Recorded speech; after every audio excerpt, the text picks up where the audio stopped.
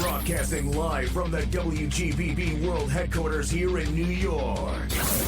This is the Big Fat Joey Show with your host, Big Fat Joey. Morning, everybody. It's Big Fat Joey. Big Fat Joey Show, biggest thing on radio. Morning, Sin. Big Fat Joey, happy Father's Day. Well, thank you. Appreciate that. Happy Father's Day to all my loyal listeners and their families and fathers. Yes, absolutely. My baby is home right now. He's probably playing Fortnite or some, who knows what he's playing, GTA, Fortnite. He's keeping out of trouble, that's all, and staying safe. Keeping out of trouble, staying safe in this crazy world, but, things got to get done around the house here. And, we got a show that's very apropos. I've had a couple of mishaps at the house. First and foremost, we're thankful that we're out today because our central AC blew. Yes, it's always something. We're sweating to the oldies, and then the kitchen sink. And the ice cube machine. Well, the ice cube machine I was able to fix. Just had a jammed ice cube in the machine, so I was able to get that loose and make it work. But, faucets leaking, central AC blew, which is costing me a whole HVAC system. Well, a house, there's always something to do. Always something to do, and it seems like it's never getting done. You turn around, one thing leads to another. But I am impressed about your crown molding. Hey, crown molding, a couple of, measure 400, 500, 700 times, cut maybe 200 or 300 times. And my only other advice, if you're doing molding or any sort of joinery work like that, buy yourself a case of cork. Because cork definitely clears you of all your sins in woodworking. That's true. You do use it for everything. Today, I have from one of the most venerable TV shows, I believe the originator of reality television. I have Kevin O'Connor from This Old House. He is like the perfect person because he can come in and fix everything. He can come in and fix everything. And what he can't do, he can get Tom Silva. He can get the rest of the crew in to fix everything I have. Rich Terthui for the plumbing. Tom does the construction work. He's got somebody for everything. And I got a couple of little tidbits out of him. A couple of little different how-tos and how not-tos. And that show's been on the air forever, right? The show premiered February 20th, 1979, and Kevin's the third host. We had the original Bob Vila, which everyone... I remember my dad watching that. Yeah, everyone knows Bob Vila. Yes. And then Steve Thomas, who, by the way, has also been on the Big Fat Joey Show. So if you scroll through my podcast records, you'll find Steve Thomas's interview with us as well. I'd love to get Bob Vila on as well, and working on that. But and coming to the house too. I would love for him to come to the house. Well, yeah, these guys. I definitely have a list. And you know what? I've been watching that show my entire life.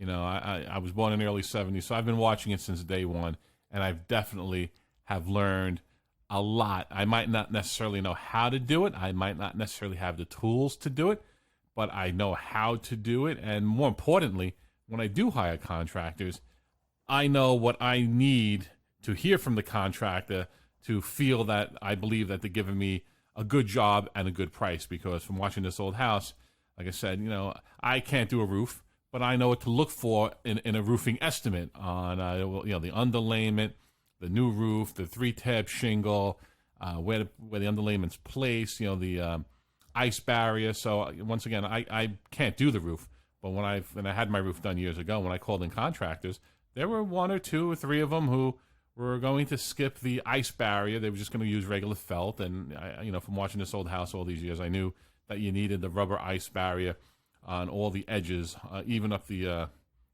sides of the roof as it goes to the peak. So it definitely is a great show. They're very impressive. That's all I could say. Yeah, definitely very impressive. And Kevin was kind enough to take time out of his day to speak with us and give us some tidbits about exactly what's going on. So without any further ado, up next is my interview with Kevin O'Connor, host of This Old House. Kevin, how are you? Welcome to the Big Fat Joey Show. I'm doing great. Thank you for having me. I really appreciate it. Thank you for being on. Big fan of Ask This Old House. Big fan of, I've been watching it since the late 70s, and it's definitely helped me as a homeowner really navigate the pitfalls of home ownership and basic maintenance and construction. I really appreciate you being on it. It's a great honor and pleasure. Well, I'm happy to be here, and thank you for saying that.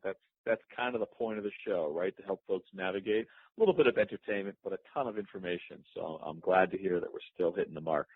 You guys definitely are, and I'm speaking of entertainment. I love the segment of when you guys do What Is It? Oh, for heaven's sakes, that thing, yeah. where four guys try to be funny who aren't funny. And I have to say, I think in all the years I've watched it, only once did I actually know what it was. It was we're not doing it as much as we used to, right. But we've got a producer who used to scour the aisles of Home Depot and the pages of the catalog in the back seat of airline, Sky Mall, and all that stuff for obscure things. And as we ran through the obvious content, we started getting into wacky things, which were cat toys and stuff like that. So don't be ashamed that you don't know most of this stuff, because they are definitely obscure by design. Yeah, the one item I did know was almost looked like a cat toy, but it was to keep the mosquitoes away from your food during a picnic time. It was a little mounted rod that had a little feather on it, and it just spun in a circle to keep the mosquitoes. That's the only thing I knew, because I just happened to have seen it a while back, but otherwise, that's I don't know too many of the other items on there. But it's a great segment, and it's just a great show overall. I'm really thrilled to have you on, and I've watched the show religiously. If I don't, it's on a DVR, and my wife's like, "How many times are you gonna watch someone replace a faucet?" I don't know until I figure it out. That's how many times I'm gonna watch someone replace the faucet. But she benefits. I said, the more I save, the more you shop. So if I have to start calling people, you can't shop. Oh, okay. Watch it. Go ahead, turn it on. I benefit. Yeah, good. Love to hear it. So, being the host of This Old House, you're on there some 15 odd years. What did you do before this? Believe it or not, I had a career in finance. Just immediately prior to joining the show, I was in corporate banking, and I was using my finance degree, making loans. The industry that I was lending to, believe it or not, was the professional sports industry. So I was part of a group that made loans to the NFL league and Major League Baseball and individual teams and stadium construction and all that. So it was far afield from what I'm doing right now. It's definitely a complete opposite. So then, yeah, how did you become the host of This Old House? Well, so my story is that I stumbled onto it. My wife and I, now 15 years ago, my wife and I bought our first house. And I grew up watching the show. Yeah, my dad was in the business on the commercial side, so I used to, kick around on job sites, never doing much more than just sweeping up behind the guys, but had the sort of, the passion to do stuff with my hands. So I loved the show growing up.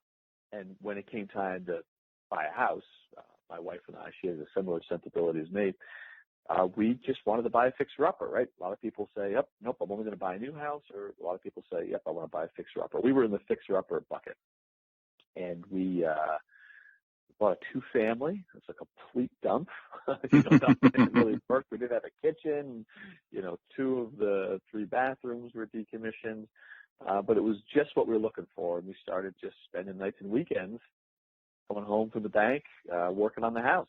And having been a huge fan of the show, as soon as we kind of got into these weird places where we were trying to replicate historical details, the house was built in 1893. It was a Queen Anne style Victorian, and we were trying to replace the historical details, and we couldn't figure it out. So we wrote the magazine. I was like, geez, if there's anyone to contact, let's contact This Old House. We had no idea at the time they were producing the first season of Ask This Old House. It wasn't on the air yet, it wasn't public. Steve Thomas was the host, and they were creating that show, which, as you know, is a show where the guys answer letters from viewers and rush out to the house and help them with small projects. So our letter to the magazine ended up in a television producer's hands, who called up and said, can we send Tom Silva to your house to film a little segment for a project we're working on? And we were like, I don't know what you're talking about. We didn't know the show existed at the time. But if you're going to send Tom Silva to my house, the answer is yes, and you can come whenever you want. So that's what they did. They came out, and Tommy and our painting expert at the time, Jim Clark, came there, and we spent a day filming a couple segments for what would become Ask This Old House, its first season. And from that, they, out of the blue, called me back a month later, and they're like, so there's an opening, the host of This Old House and Ask This Old House, and would you like to do it? And it was literally out of the blue. I was just like, you got to be kidding me. So I thought about it for about a second, and then I said, yeah, sure, why not? Love that show. It beats doing the corporate grind. Yeah, it does. There's no doubt about it, because it's sort of a dream job. I wasn't looking to get out of the corporate grind. I kind of liked my job. I spent a lot of time going to school for finance and practicing it or whatever. So I wasn't running from it.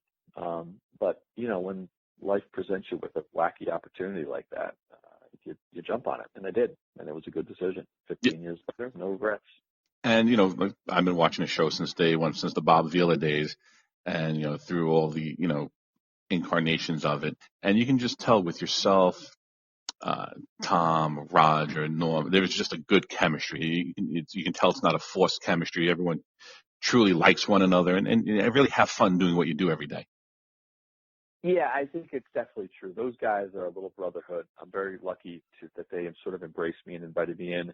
I like to think that, I'm sort of part of the brotherhood now. It was probably a big part of why I got that call back. When Tommy came to the house, for whatever reason, he decided to, immediately start picking on me. The grandmaster picking on the young kid, and screwed my toolbox to my kitchen floor, glued paintbrush my cabinets. I have no idea why. And I, remember scratching my head being like, this is what they consider help. But of course, I took it a good stride, and I was, pushing back a little bit him. And it's kind of that sort of, you just know, right? You just know when you meet people that you like them or don't like them. And having been on job sites, I kind of knew what the vibe was around contractors and job sites. So it worked. The chemistry worked. My guess is it's a large part of why they asked me. They certainly didn't ask me to join the show because of my carpentry skills or my knowledge of renovation. That's not the host's job. Right. My job is to kind of be a proxy for the viewer, be the guy who's going to ask Tom Silva the questions. You guys sitting on the couches watching it don't have that opportunity to talk to them directly. That's kind of my job. So a lot of, I think, why I got that call back was the chemistry. And it's a good group. It's a very fun group, and none of us take it too seriously. None of them have to do it. I think they love doing it because they love to be teachers. Right. I think they are really passionate about the craft, but I also think, that they enjoy it. I think they really like making the show and like hanging out with each other. And it comes through the screen, and they are, after obviously all these years, very good at making it simple for the average viewer to, you might not know exactly the entire process, but you get a good gist. As we mentioned, off air, I was talking with you on, what is involved in putting on a new roof to a home. You might not know everything, but at least when you're speaking to someone coming to your home, you have a good understanding of what you should be hearing out of their mouth and what they should possibly be offering you for your particular roof type. Yes, right, exactly. You need to know. On some level, you need to know what you don't know, and you need to know what questions to ask. You don't need to know how to do it. You don't need to know all the details, but you need to know enough to know when you're getting snowed, and you need to know enough when you need to push somebody in a direction and say, nope, I really, really want that. So, charge me what you got to charge me, but get me that. Or to know that, no, you're wasting time and money over there. I don't need you to do that. I need you to do this over here. So that's sort of how we empower a lot of people. I don't think there's a gigantic percentage of people who are watching what these guys do and then immediately turning around and going out and doing it themselves. There are plenty who do. Right. Don't get me wrong. There's millions who watch the show. But there's a lot of it is just empowerment and information. So, helping people navigate what is otherwise a pretty complicated process, which is, running a household. Yes, no, definitely is. And having projects done around my house, and I do the simple stuff, and the big stuff I leave out for the pros because they know exactly what needs to be done. So with all of this, what do you consider, what is the best part of your job? What would you consider the best part? Well, my favorite part is being on the job site when we get to make sawdust, when I get to make sawdust. I don't get to do it a ton. The work is going on all of the time, and I'm not on the job site every day because we're running around doing other things. For example, right now we're working on a project in Rhode Island. Mm-hmm. We just started another one in Massachusetts. We just finished one in South Carolina. So, I'm the guy who runs around, back and forth to each of those projects, jumps in and out of factory tours, talks to architects and designers, as part of the show. And while I'm doing all those other things, there are people on the job site, Charlie Silva, Tom Silva, running those job sites day in and day out, getting it done. So for me, the favorite part is when I get to go there and we have to do something where I've got to put a tool belt on and help and work next to Roger or Richard or Tommy. I really, really enjoy those days. But because I don't get to do that a ton, the stuff that gets me jazzed when I'm not on the job site is sort of the access we get to amazing places, whether it's, a historic house that's been beautifully restored. We get the master class and tour from the architect who did it, or the factory where we get to watch them make some of this cool stuff. Those things that's a pretty good way to spend a day. And I kind of geek out on it. Like I can remember being at a company in Pennsylvania called Superior Walls, where they make precast concrete foundation walls, and it's a little bit of a science to it. You end up with a super strong wall that's waterproof, that's pre-insulated, that flies off of a truck, via crane onto the job site. And in a day, you've got a new foundation. Like the factory day, watching them do that, watching the craftspeople make it, talking to the engineers who designed it, that stuff is awesome. Like I really enjoy those types of things. So if I can't make sawdust with the boys, those sorts of things get me going. Well, that definitely sounds exciting, because I know as a kid, I always enjoyed watching, like growing up, Mr. Rogers' Neighborhood, when the factory tours. Even today, there's plenty of those shows on TV that show, how things are made or how they're built. And I just enjoy I don't know how to do it. Couldn't even fathom to try to do it, but I enjoy watching the whole process of it having been done. Now, when you're doing a home project, what's your favorite and least favorite thing to do at a home? Let's say just your own home. If you had to go do a project, what would be something that you enjoy doing, and versus something like, no, I just can't do this anymore? I like the carpentry, so if it's trimming out a room, when you get to the point where you've, moved the wall around or the sheetrock's up, I like the part where you put the baseboard in and you put the wainscot panels up, that sort of using a chop saw and the millwork. That to me is very satisfying because it's the closest thing to sort of building a piece of furniture, which I don't do much of, but periodically, do small projects. But, around the house, I like that kind of trim work stuff. That gives me the most satisfaction because it's sort of just the right level of creativity where I've got to figure things out. And you really got to kind of take your time and make it look awesome. A really good miter is a lot better than just an okay miter. You got to kind of figure out profiles and dimensions. So there's a little bit of craft and artistry there, just enough, that a weekend warrior like I could pull off. And there's just a ton of satisfaction, right? I mean, if you take a room that's been, sort of renovated and, walls came down and went back up and now the drywall, the plaster's up. When you get to that phase of putting up the millwork, that's when you really start to pull together and make the room look awesome. So that's kind of my favorite part of the projects around the house. And the least favorite is the painting. When it comes to, okay, now all the millwork's up and someone else hung the drywall and it's time to really put the final coat on. Right. Like, all right, I'm bored. Who's going to paint this thing? I have no interest in dragging a paintbrush on tight lines near the crown molding or running a roller up and down. I do it, because that's what we do around here, but I make sure that my wife does all the detail work. She cuts in and I roll. But to me, that's just boring. I don't have any any interest in doing any of that stuff. See, now I enjoy doing the paint. I don't enjoy doing the prep work because without good prep work, it's a bad paint job. But me and my wife have a good combo.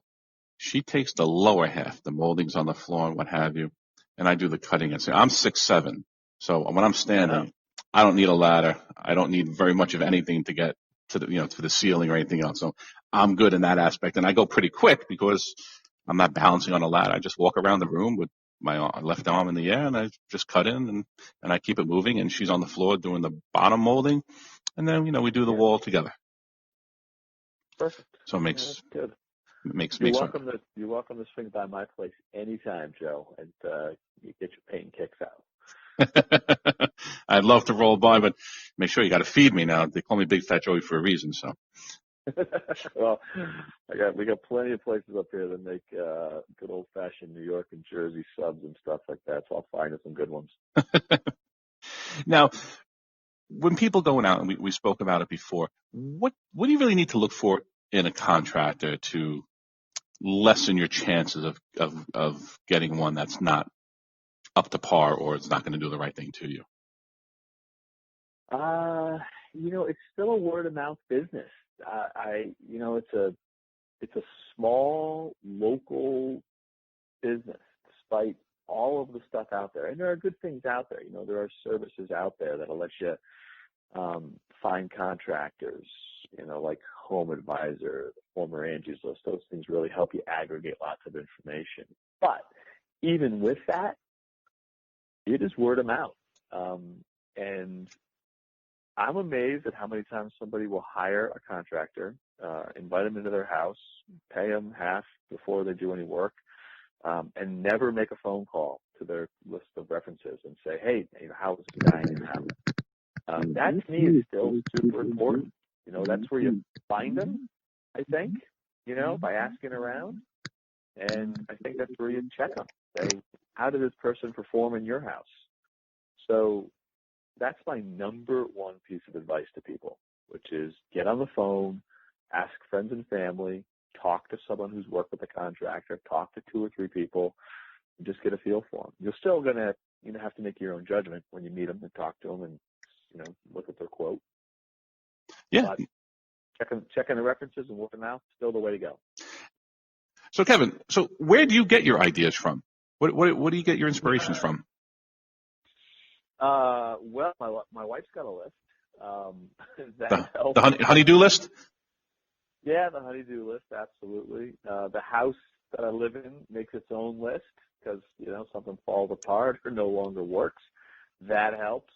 I got kids, so they're constantly adding stuff to the list. I guess that's a long way of saying I'm in maintenance mode. The days of spending a lot of free time building projects out in the garage, or in my case on the roof deck when I lived in downtown Boston, there's not as much time to do that anymore, and it's keeping up with what I've got.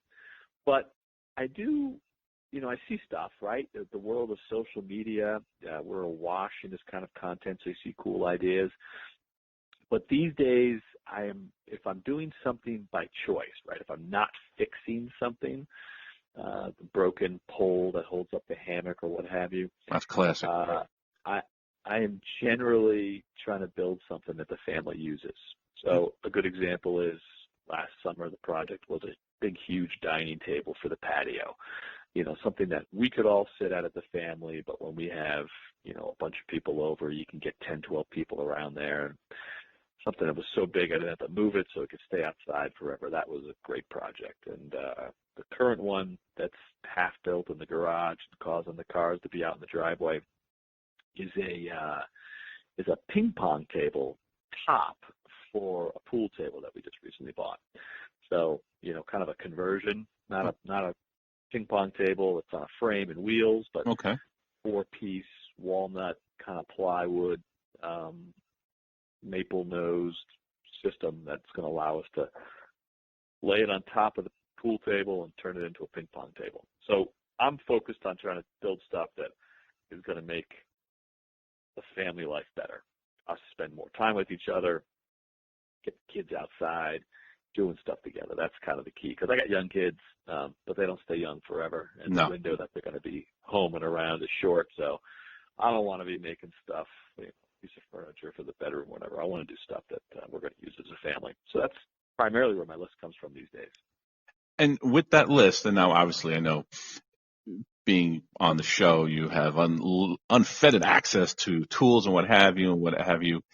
But what should every homeowner have? What is like a toolkit for every homeowner? The average Joe like me, what should you have in your house so you can get through your basic little situations that happen? It's funny, Joe. I get that question a ton, and I think you and everyone else knows the answer to it. If you really want that basic kit, like me telling you to get a tape measure and a hammer and a screw gun, to get a couple hand tools, I'm not sure that's all that helpful because everyone makes those kits. Anybody who's got a pulse knows what those tools are. So right. I'm gonna answer it differently, and I'm gonna give you the list of a thing or two that most people would never consider getting because they're like, I don't know what that is. I don't know how to use it. And anyway, so the first two things that I would add to that are you got your hammer, you got your tape measure, you got a sharp utility knife, that kind of stuff. You got your speed square. Get yourself a chop saw, and there's a million of them out there. You can get them in all different sizes. But get the chop saw that's going to let you quickly cut what you need to cut, but also make really precise angled cuts, miter cuts. Okay, I got one of those. I think what's that? I got one of those. Go ahead. Yeah, I mean, like a lot of people think like that's too big, and I'm like, no, it's not. Get yourself one of those things. Don't jerk around with a skill saw, circular saw to make some of these things. Like get one of those. Make some real precise cuts. It's going to up your game. And then the next thing, which is a stretch up from there, but get a track saw. It used to be that there was only one of them on the market. It was super expensive. It's still the best, hands down. And people in the profession that I'm in love it. It's by Festool. But now there are a bunch of other companies that make them, all the ones that you've heard of, the DeWalt's and the Makitas. But the idea with the track saw is if you're going to be working with sheet goods, plywood to build something, and a lot of times that's what we're working with. Right. Or even if you're going to be working with one-by stock and you need to rip it, the table saw is a step up for a lot of people. It's also not always the easiest to use, and because of the fact that you need an in-feed and an out-feed, ripping a piece of plywood can be super difficult on those things. The track saw has changed that game. When I got my first track saw, and I was building up on roof decks, furniture projects, living in the north end of Boston, that thing changed my life. The ability to kind of lay a sheet of plywood flat on some sawhorses and rip it to length, little pieces, wide pieces, whatever I wanted, to rip it accurately, super accurately with a track saw, that was a total game changer. And now for a few $100, you can get yourself a good track saw. You can make your own with a circular saw, but I say bump it up and get an actual plunge track saw. Game changer in a lot of ways for a lot of people. And I might have to look into that because I actually have a table saw and I have the circular saw. Neither one of them are my favorite tools because one, and obviously I don't use them anywhere near as much as you guys use them. But once in a blue moon, I just built steps off my deck. I built a deck a year before that, and then I just finished doing the steps. And I had to use it, both the table saw and the circular saw. You take your eye off the ball for a split second, they're going to be calling you lefty or righty, whichever hand you aren't holding the saw with, because I'm not a fan of it, especially with the circular saw. If you're not continuous pressure and you keep moving at a steady pace, it's going to bind, it kicks back. And then the table saw, if you don't have a little pressure on the board as you're pushing it, forward and down, it kicks back. And when I use them, when I'm done with them, I'm like, oh, thank God I made it. All right, good. I could unplug them and put these away. And the thing I learned from Norm 100 years ago when watching the show is one of the first things I did with my jigsaw, which I made a little pusher, a little bird's mouth, so I don't have to, my hand doesn't get close to the blade in case you slip. Yeah. So, but yeah, I don't, and I can see where the track, so I see you guys use it. It seems safer and a lot more, I don't want to use the word forgiving, but the other two, between the sound of them and you just know if I slip, if I fall, if something kicks back, there's going to be real problems here. People, I mean, it's a great point, because if you're pushing a sheet of plywood through a table saw, and my guess is you've got a contractor grade table saw, right? You're not on a base cabinet like in a mill shop, right? I got a contractor grade table saw. Yeah, yeah. Good on a stand or whatever, but it's not a big, beefy, permanent saw. If you're pushing a sheet of plywood through that, you got 40 pounds coming out the other side, 20, 30 pounds coming out the other side, and you're trying to control that weight as that thing hangs off the back. You're not building the right outfeed table for it. You don't have that set up, so you're kind of like everyone else. You're running and gunning, and you're dead on, man. That's dangerous. That's a piece of plywood. All of a sudden, you're focused on managing the awkward weight coming out the backside, and you're not paying attention to that blade. Track saw takes all that out of the equation. Instead of moving the heavy lumber through the blade, move the blade through the lumber. Let the lumber be secure where it's supposed to be, not lifted, not pushed, not falling off the back, and move the blade through the lumber. Well, you know what? I think you just gave my wife a good idea for a Father's Day gift coming up. So Father's Day in a couple more weeks. Yeah, and there's a lot of. You're lucky now because there's a lot of them out there. There's alternatives. There weren't for many years. I still, if you can spring for it, I totally recommend the Granddaddy, the Leader, the top of the line, which is made by Fast. But there's alternatives out there for people to get into that tool. Well, I'm definitely going to have to upgrade that because, like I said, it's very scary. And a lot of times I'll wait for my wife to be home. Like I said, my son, he's 11 now, but I wait for her because the heavy end coming off, I said, just stand over there. And as it's starting to come off, you just have to support it. You don't have to pull it. Don't have to just support it so it doesn't. And we both like, all right, are we done? Yes. Okay. Unplug it. Just unplug it so it doesn't go on and, get any of us. But that's a good idea. I'm going to have to let her know that that'll be my new Father's Day gift, a track saw. Good. So now we've talked about the inside of the house. What would be some outdoor tips you can give us? I guess curb appeal, for lack of a better word. What's some of the simple things people can do to make their house look like $1 million for $100? This is the easiest thing, right? Because it's generally landscaping, and you need to know a little bit about picking the right plant for the right spot. But the whole process of getting them in and everything, anyone can do it. If you're willing to get your hands dirty, get down on your knees, and use a shovel, you're off to the races. So curb appeal is huge. People who spend time in their yards, making them look sharp, making them look green, giving them a lot of color. That's a showstopper right there. And it'll hide a lot of blemishes. You can have a house that's probably 5 years past a due date for a paint job, but if that lawn's looking tight right, and things are in bloom, people are going to be like, ooh, that thing looks beautiful. So definitely for curb appeal, it comes down to landscaping. In my opinion, and not everyone agrees with this, but I think most people do, in my opinion. And, the key to landscaping is blooms at the right time, right? You don't want the house to, have all the blossoms come out. Between April 1st and April 15th and never come out again. So, thinking about the long term when you're putting stuff in, moving stuff around, think about what's going to blossom in April, what's going to blossom late spring, what's going to blossom in the summer, what's going to, be popping with color in the fall. That's like the best thing you can do because all you need is like one or two things to catch your eye. Right. You're like, wow, that house is on fire. So that's the first thing. Think about staggered blooming plants. Second one is tight lines. I think it really shows attention to detail, really gets people excited when the edges are nice and crisp. So if you got an edge of a bed, make sure it's nice and crisp, let you get the weed whacker out there or spade to trim it up, the walkways, trim them up, curbs, stuff like that. Crisp lines generally convey the idea that this is well maintained, that this is manicured. Those two things going to make your yard look pretty good. Okay, yeah, and as you're saying it, I'm thinking of the homes by my home. I do some of my landscaping. I do have a landscaper who comes and mows. Actually, it's my buddy Bill. He mows my lawn for me. He's been landscaping since he's like 10 years old. But the plantings and this and that, it definitely makes the house look so much better. And then after he comes, he mows and then he uses the weed whacker, I guess, on a weekly basis. But I guess maybe once a month he uses the actual edger with that blade on the machine that cuts between the walk, and he hits everything once a month, but the other 3 weeks he just does the edger upside down and walks across. But yeah, when you really see it when he hits it with that machine with the blade, like, all right, there's the lawn, and it looks sharp. And his thing is make sure you water it.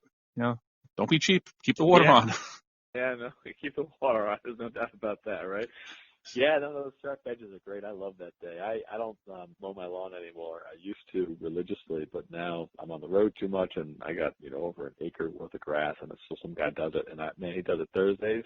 He does a nice job, and I love coming home Thursday night, just walking out there and be like, oh man, that looks so good. Love my lawn. Yeah. Love my lawn. It definitely makes the house pop. Now, with the loving of the lawn, and I know we mentioned house paint before, you can hide a lot of blemishes. I'm famous, and my wife will tell you, give this guy a tube of caulk, and I can make miracles happen with a tube of caulk. Caulk hides a multitude of sins, and it was about 3 years ago. I was making a gingerbread house with my son for Christmas, and I made the icing too loose, so the roof kept sliding off. And my wife sees, she goes, no, really? I said, well, just tell everyone they can't eat the gingerbread house. I used the white caulk for the gingerbread house, and it works. Come on, really? She's like, this is just amazing. I glued it all together with the caulk, and then because I had regular white caulk that didn't turn translucent, stayed white. And then I just piped it on the roof as snow and this and that, and I glued it all together, put the jelly beans on it. Now my son at that point was maybe 7. I had to remind him, do not pick the jelly beans off the thing. This is caulk. Exactly. She's like, you're just amazing. You and your caulk. I probably have more tubes of caulk in my house than Home Depot does at this moment. God bless you, man. All right. I do a lot with the home. But so with that, what is one of the favorite colors of yours? That if you had a choice, what do you go with? It's a little embarrassing, but it's beige. Beige. Funny. Okay. Neutral. I know. It's crazy. I hate the paint. I don't care so much. I'm colorblind on some level. They call me colorblind. You take that test where you look at the little dots in the book. Right. And I fail the thing every time. The guy's like, you don't see any color. It's complete garbage because I do. I see red lights and green lights and all that. But I will admit that I'm color challenged. They've diagnosed me as colorblind. I'm going to call it color challenged. Okay. So I don't get any votes when it comes to color around the house. That's my wife's job. And, every once in a while, not every once in a while, a lot of times I'll walk into houses that we're working on and designers will have killed it with the color. And I'm like, oh, my God, that looks great. Big, bright, bold colors, lots of saturation. I never have the confidence to pull it off in my own house. I don't have the confidence to pick it or recommend it for people. And I just, by nature, just gravitate towards beige. And I like it just as a background, and then artwork and stuff pops on top of it. So it's a boring answer, but I play it safe. And it's funny because whenever we've painted the rooms in the house a couple times. We've been here for long enough that that's happened.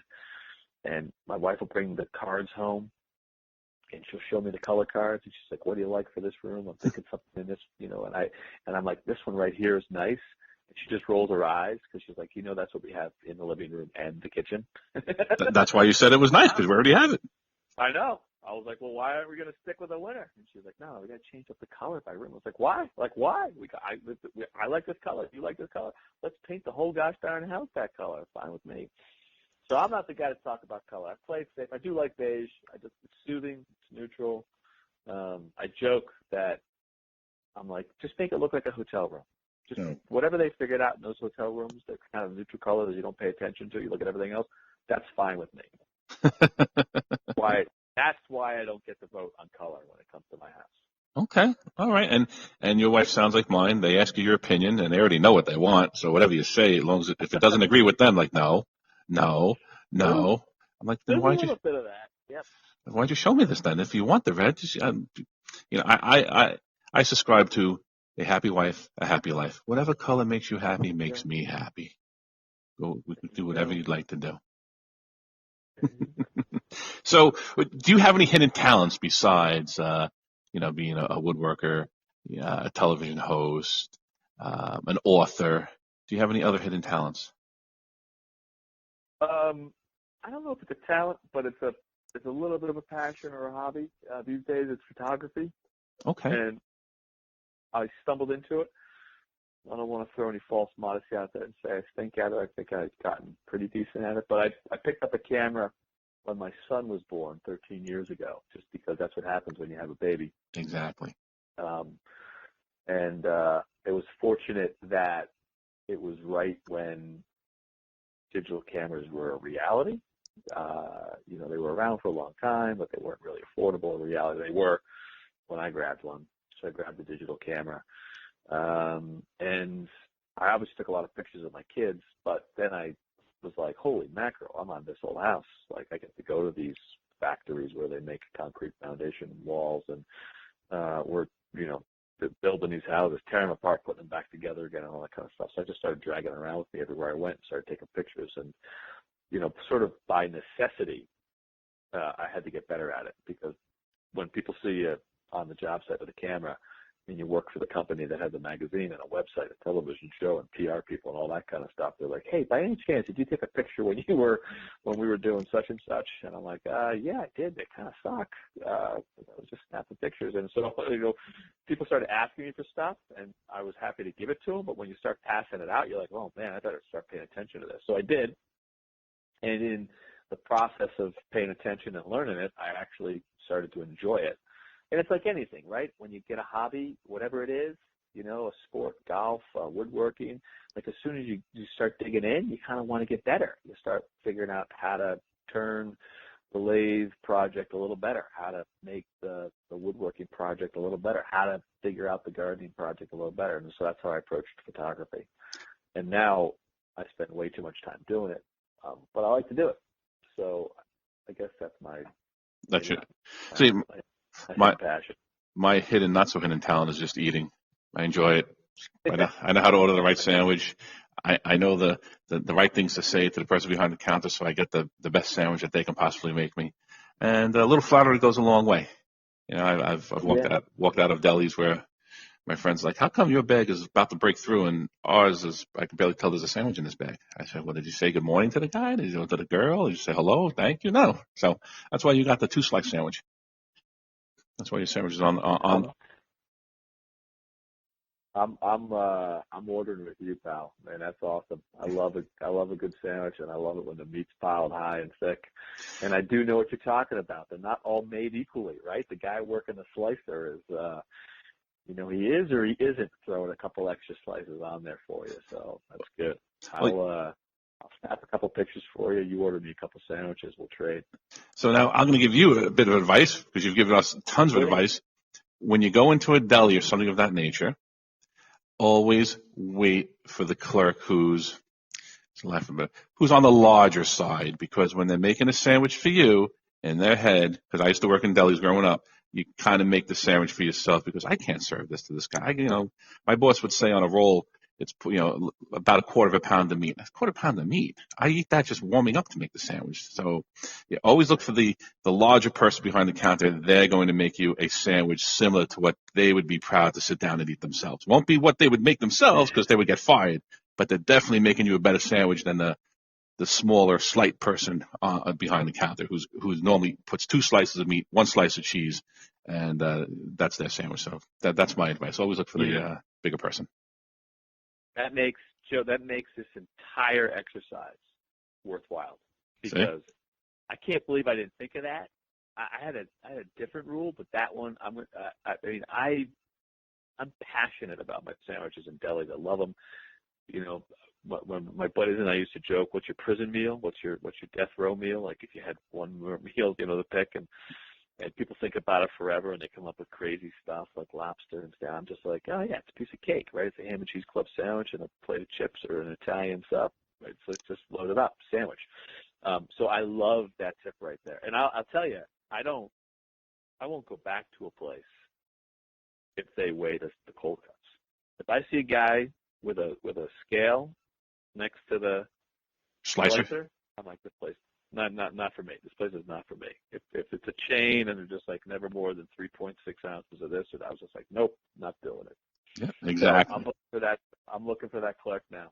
No scales, and the heavier set clerk, I'm in.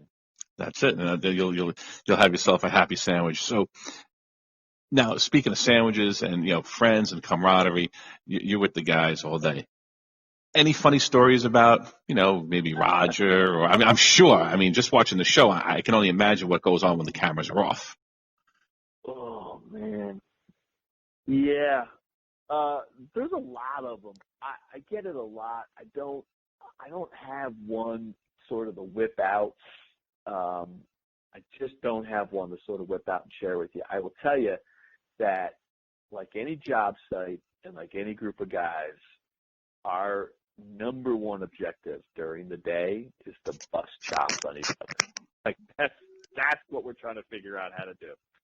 And when you do this long enough and you're trying to like make a scene where guys are spitting out lines and repeating stuff because they're changing camera angles, the thing that's getting us through the day is just trying to bust the other guy up and throw them off. Not the guests. We treat them professionally. Right. We want to get through. But when we're working with each other, our goal is to sort of just knock the guy off back on his heels. I think that's why the What Is It segment that we did worked originally, because that was an opportunity for us just to goof off.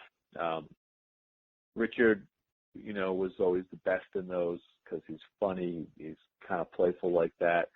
He's got physical humor that he likes, Mm-hmm. So whenever it's 7 a.m. and some producer throws a box of cat toys and obscure tools on the table and says, boys, make these things funny. Nobody eats until something funny comes out.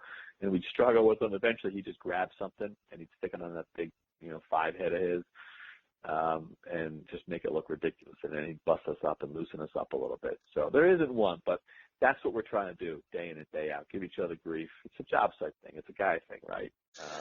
Stick it to them.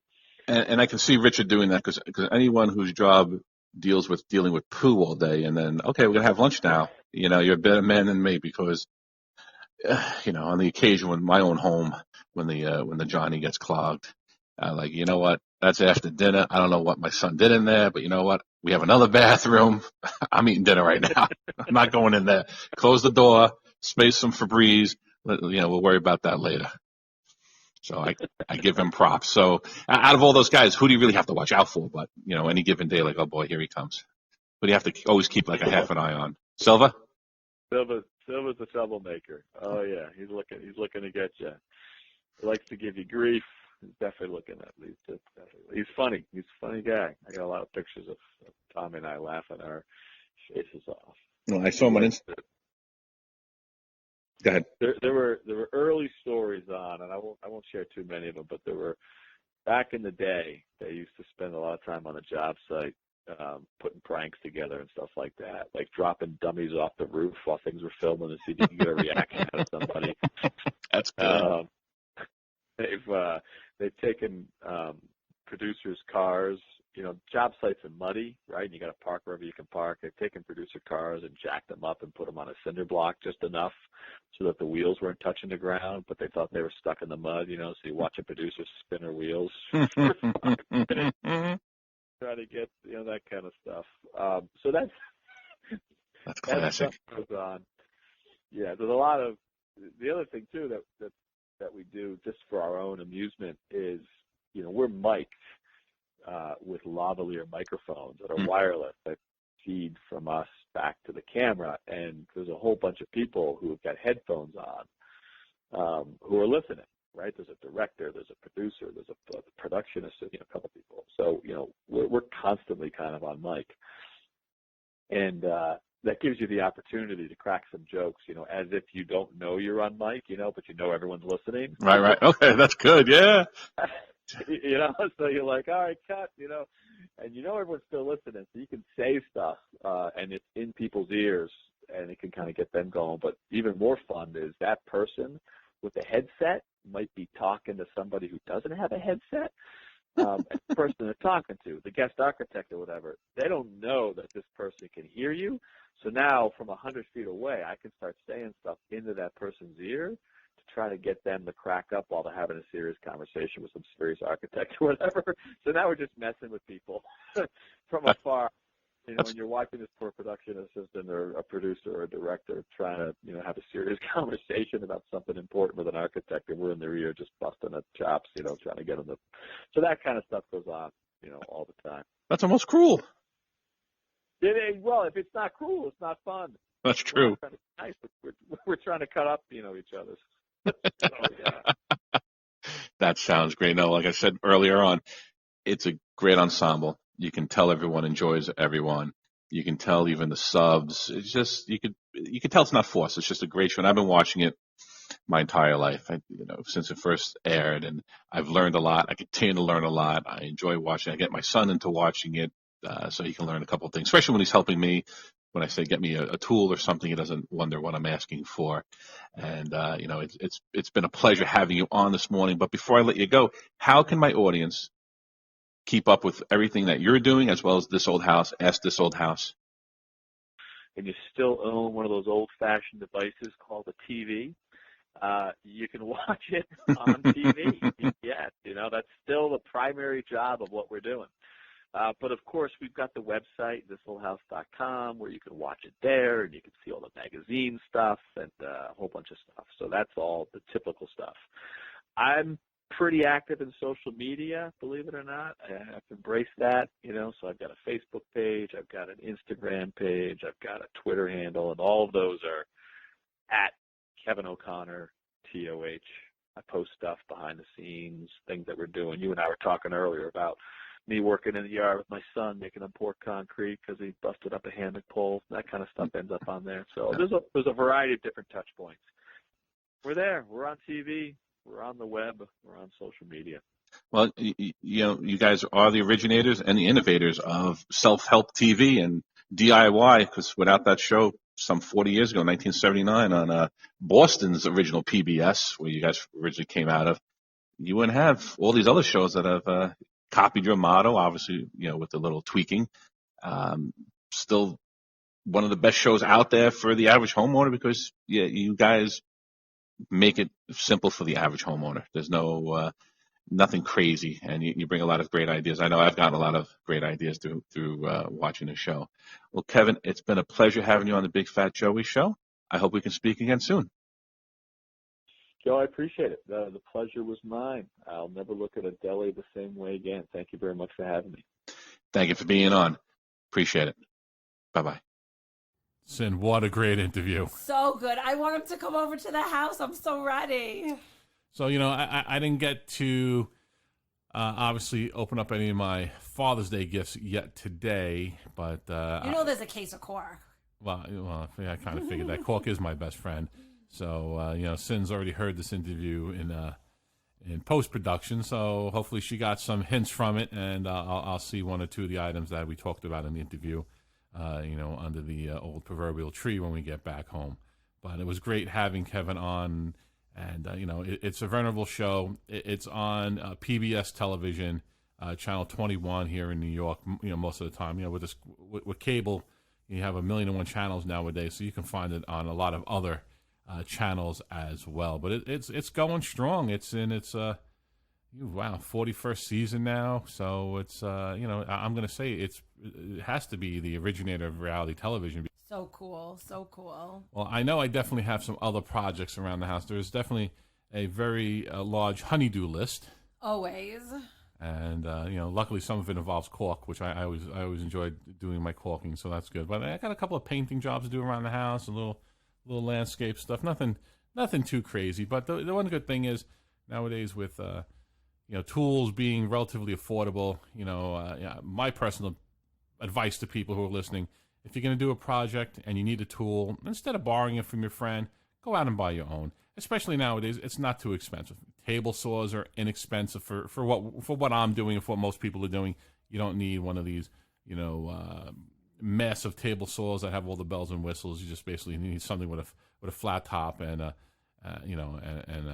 saw cutting through it. So you get your own saws, you get your own tool set, metric, SAE for American sockets. You get your own chop saw, what have you, jigsaw, things like that. It doesn't cost you much. Maybe you'd be hard pressed if you spent $1,000, and with that you'd have yourself a nice little setup. That's my own 2 cents on that, because it's a lot easier than running to your buddy's house trying to borrow something, and then you break it or you don't get done in time and they need it. It's just a pain in the butt. So that would be my advice to everyone. What do you think, Sen? Yep, sounds good. Yep, did I wake you over there? It's much easier to call somebody because you know it always gets done quickly. Might get done quickly, but it's not going to get done any cheaper than if I actually do it. That's true. So what are we going to go do now? Falls Day, I guess we're going to go home. We're laying low, still not, partaking in any outside food. I guess, have some breakfast and call it a day. Got some things around the house to do, got the hot tub up and running and, try to enjoy this summertime that's coming up on us. Yep, sounds good. Well. All right, everyone. Well, as we know, that time again, tick-tock, tick-tock. This is Big Fat Joey, biggest thing on radio here with Sin, reminding everyone to make every sandwich count. Peace.